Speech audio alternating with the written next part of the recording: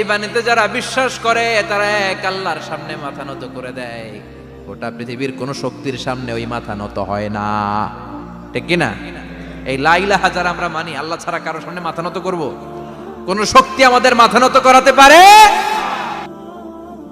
এই কালেমার আন্দোলন যারা করে তারা আল্লাহ ছাড়া পৃথিবীর কাউরে ভয় পায় না।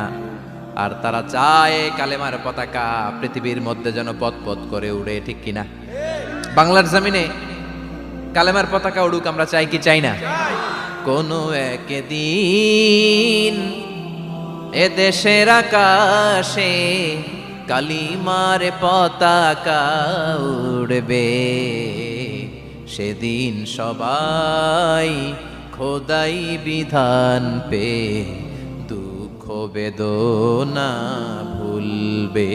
কোনো একদিন এ দেশের আকাশে কালিমার পতাকা উড়বে, সেদিন সবাই খোদাই বিধান পে দুঃখ বেদনা ভুলবে। চিৎকার করে বলেন ঠিক কিনা?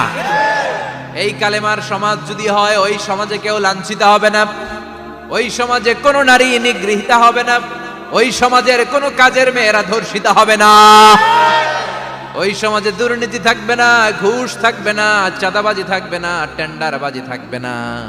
সমাজটারে শান্তি দিয়ে সমৃদ্ধ করে দিবে কে? এজন্য সব সময় জিকির করতে হবে একজনের, চিল্লায় বলেন তিনি কে? শ্রেষ্ঠ জিকির হচ্ছে লা ইলাহা। করতে রাজি আছেন? সব সময় জিকিরটা করতে রাজি আছেন? Every night and every day,